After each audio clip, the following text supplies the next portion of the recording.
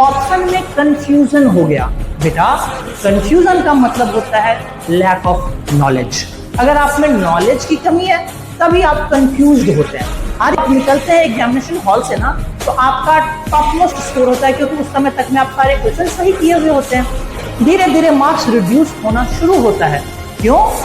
इन्हीं पांचों में से किसी एक गलती के कारण, इन्हीं पांचों में से किसी एक गलती के कारण। बिना एमसीक्यू किए हुए अगर आप जाते हैं ना तो हेलो चेहरा आपका डाउन रहता है, दिमाग में 100 तरह की बातें चलती रहती हैं। कैसा क्वेश्चन आएगा, क्या हो जाएगा, घर वालों को क्या जवाब दूंगा रिजल्ट के बाद, है कि क्या ज्यादा एमसीक्यू करने से नीट में अच्छा स्कोर आ सकता है? ऐसा लगता है आपको? जी नहीं, सिर्फ एमसीक्यू करने से नीट में अच्छा स्कोर कतई नहीं आ सकता। क्योंकि आप जब एमसीक्यू करते हैं, आपने एमसीक्यू किया 1000, 500, 2000 कितने भी लगा के बैठ गए, उससे कुछ सीखा क्या, उससे कुछ एनालिसिस किया क्या? कुछ नहीं। तो फिर स्कोर कैसे बढ़े? आज के इस वीडियो में हम लोग देखने जा रहे हैं कि एमसीक्यू करें तो कैसे करें, एमसीक्यू करने के बाद उससे फायदा क्या है, एमसीक्यू करने से हमारी मेमोरी और हमारी एक्यूरेसी कैसे और कब इंप्रूव होगी। नमस्कार, मैं आनंद कुमार। तो अब हम लोग देखने जा रहे हैं कि एमसीक्यू करने का एडवांटेज क्या है। एक बहुत ही शानदार एडवांटेज ये है ना कि ये आपको बताता है कि किस कॉन्सेप्ट का एप्लीकेशन किस क्वेश्चन पे कैसे करना है। मान लो कि कोई बच्चा है, मेडिकल की तैयारी कर रहा है, वो एनसीईआरटी दिन भर, खासतौर पे बायोलॉजी वालों ध्यान देना, बायोलॉजी पढ़ते रहते हैं एकदम, मतलब अलग अलग मार्कर से लाल, पीला, हरा, नीला, ब्लू, सारा का सारा कलर लगा के बैठे जाते हैं। लेकिन एक क्वेश्चन से घुमा के पूछ दो, हाय ला, अटक गए। अगर आप एमसीक्यू कर रहे हो ना और लगातार कर रहे हैं ना तो आपको पता लग जाता है कि कौन से कॉन्सेप्ट बेस्ड ये क्वेश्चन है, इस क्वेश्चन में किस कॉन्सेप्ट के बारे में पूछा जा रहा है।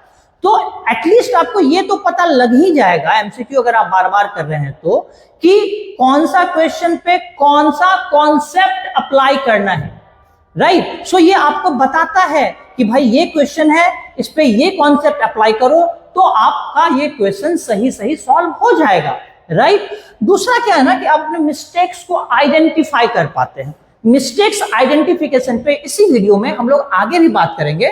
मैंने 5 कैटेगरीज में मिस्टेक्स को कैटेगराइज करा है, तो इसमें हम लोग आगे बात करेंगे। मिस्टेक्स बहुत तरह की हो सकती हैं। हो सकता है आपने क्वेश्चन गलत पढ़ लिया हो, या हो सकता है आप कॉन्सेप्ट भूल गए हो, या कैलकुलेशन मिस्टेक हो सकता है। तो इस पे हम लोग आगे भी बात करेंगे। फिलहाल आप इतना जरूर समझें कि आपकी गलतियों को पहचानना सिखाता है एमसीक्यू। एक और बात क्या होती है ना कि अगर आप कंटिन्यूअसली एमसीक्यू किए जा रहे हैं, अपना एनालिसिस भी किए जा रहे हैं, मतलब मिस्टेक्स को आइडेंटिफाई भी कर रहे हैं, तो आपका स्पीड बढ़ जाता है। आप समझ पाते हैं क्वेश्चन के पैटर्न को, क्विकली आप समझ जाते हैं।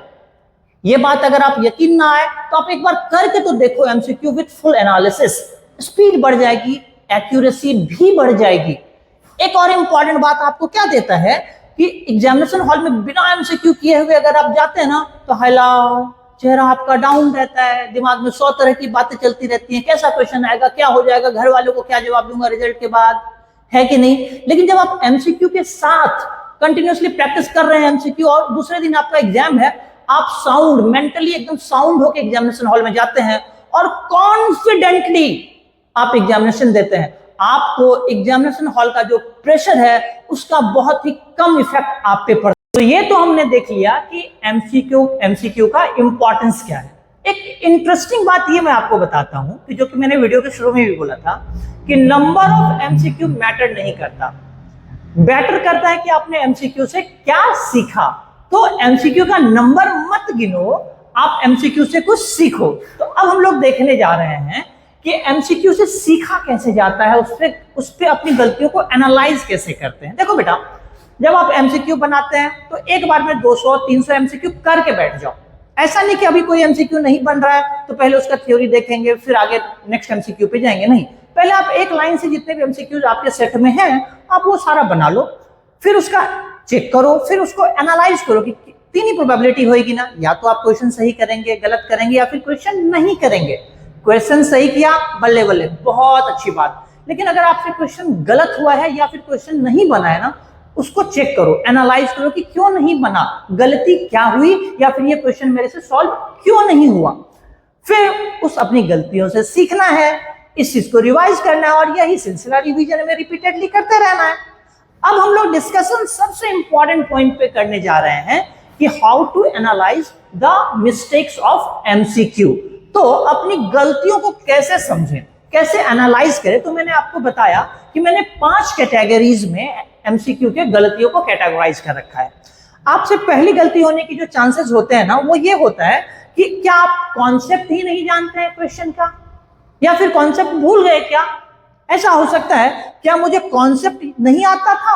आपसे अगर कोई क्वेश्चन गलत हुआ या आपसे छूट गया तो हो सकता है उसका कॉन्सेप्ट ही आपको ना आता हो, या नया टर्म हो, या नए तरह का क्वेश्चन हो आपके लिए, राइट। दूसरी गलती आपसे होने के चांसेस होते हैं कि क्या आपसे एनसीईआरटी की कोई लाइन मिस हो गई, या फिर आपने एनसीईआरटी के लाइन को गलत समझा, इस कारण से क्वेश्चन गलत किया, राइट। इसके अलावा क्या गलती करते हैं आप कि आपने क्वेश्चन ही गलत पढ़ा, क्वेश्चन कुछ और पूछ रहा था, आप कुछ और ही समझ गए। तो क्वेश्चन पढ़ना भी एक कला है। एमसीक्यू करते करते ये भी आप सही करेंगे, ये भी आप सही करेंगे, ये भी आप सही करेंगे।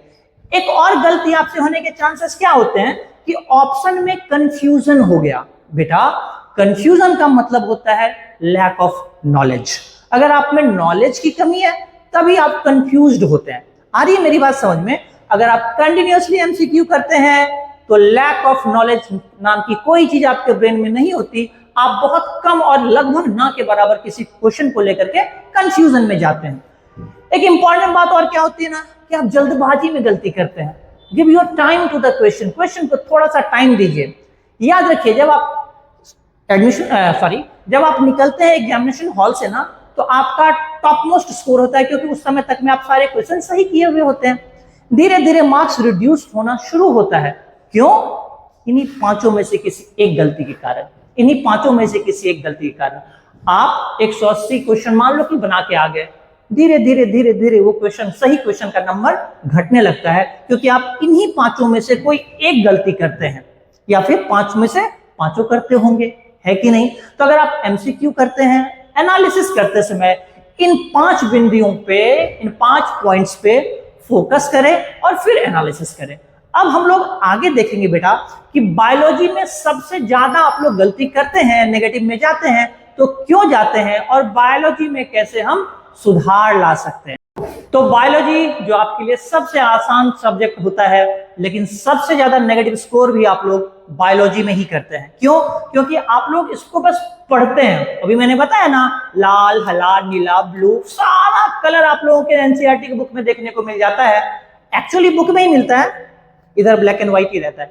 क्यों रहता है? क्योंकि आप लोग एनसीईआरटी को लेकर के ना बहुत कम एमसीक्यू करते हैं। बहुत सिंपल सा कॉन्सेप्ट है बेटा, बायोलॉजी में नेगेटिव मार्किंग से बचने के लिए एनसीईआरटी पढ़ो, एमसीक्यू करो, मिस्टेक एनालिसिस करो और एनसीईआरटी बार बार रिवाइज करो।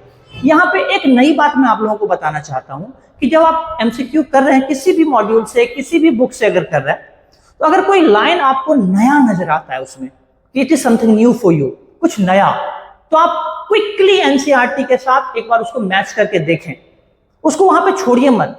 अगर कुछ नया मिल रहा है आपके क्वेश्चन में, मॉड्यूल में, बुक्स में, तो फटाक से एनसीईआरटी में उसको ढूंढिए कि आखिर ये लाइन है कहां, क्या मेरे से पढ़ने में कोई गलती हुई, या फिर क्या मैं लाइन भूल चुका हूं। तो ये आप बायोलॉजी के साथ में जरूर कीजिए। बायोलॉजी एक कॉन्सेप्ट बेस्ड है, मेमोरी बेस्ड सब्जेक्ट है, तो इसमें आपकी गलतियां बहुत ज्यादा होती हैं। अगर आप इस चीज को फॉलो करते हैं तो यकीन मानिए 360 आउट ऑफ 360 आपका होगा। तो ये तो बात हो गई बायोलॉजी की। आप अगर एमसीक्यू करने बैठते हैं, और मेरा मानना है ना कि इतना मेरा लेक्चर सुनने के बाद भी जब आप एमसीक्यू करने बैठेंगे तो आपसे एक कॉमन मिस्टेक होगा ही होगा। जब तक आप मेरा वीडियो सुनेंगे, आज दिन भर सुना बहुत अच्छा, फिर दूसरे दिन से आके घूम के फिर के वहीं आगे, सर धरती तो गोल है। तो कॉमन मिस्टेक आपसे क्या होता है ना बेटा, आप क्वांटिटी पे तो बहुत जाते हैं। सर मैंने आज 500 क्वेश्चन एमसीक्यू के लगा दिए, कुछ सीखा क्या, कुछ एनालिसिस किया क्या? सर नहीं, वो तो मैं भूल गया। तो यही गलती हो जाती है आपसे, यही कॉमन मिस्टेक्स मैंने बोला इसको। आप quantity of the number of question तो बढ़ाइए, क्वांटिटी जिसको मैं कह रहा हूं नंबर ऑफ क्वेश्चंस को, साथ ही साथ फोकस रखिए, उससे कुछ सीखिए। आप एकदम फोकस करके उसको सॉल्व कीजिए, कॉन्सेप्ट बेस्ड उस पर दिमाग लगाइए, फिर एनालिसिस कीजिए। अपनी गलतियों से सीखिए। अगर आप अपनी गलती से सीखना सीख जाते हैं तो आप कभी गलती नहीं करते हैं। तो क्या चल रहा है आपके दिमाग में? हमने आज क्या सीखा? हमने आज सीखा है कि सिर्फ एमसीक्यू करना मेरा मोटिव नहीं, मेरा मोटिव है कि मैं हर एमसीक्यू से कुछ सीख के जाऊं। हर क्वेश्चन मेरे लिए इक्वली इंपॉर्टेंट है। हर कॉन्सेप्ट को मैं तभी दिमाग में रख पाऊंगा जब मैं अपने एमसीक्यू को एनालाइज करता हुआ आगे बढ़ूं। तो फाइनली, अगर आपको मेरा कंटेंट पसंद आया, अच्छा लगा, तो please like, share, comment and if possible subscribe. मिलते हैं अगले वीडियो में। राधे राधे।